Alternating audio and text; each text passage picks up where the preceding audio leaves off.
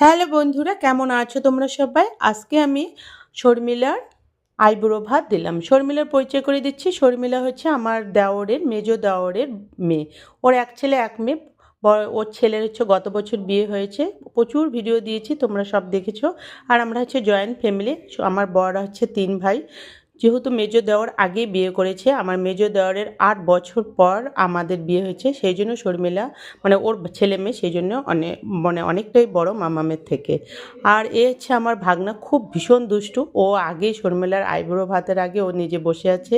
আমি সকাল থেকে শর্মিলার জন্য নিজে হাতে সব কিছু একটু একটু করে, ও যা যা খেতে ভালোবাসে একটু একটু করে আমি বানিয়েছি।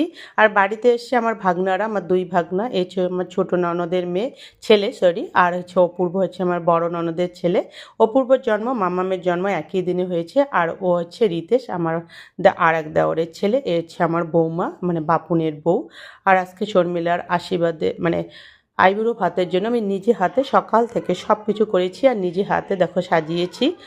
আর শর্মিলা যেহেতু যা যা খেতে ভালোবাসে সব আমি একটু একটু করে বানিয়েছি। যেহেতু ডিম ডিম অমলেট করে ডিমের একটা কারির মতো বানিয়েছি, সঙ্গে ফ্রাইড রাইস করেছি, চিকেন করেছি, চিকেন কষা করেছি।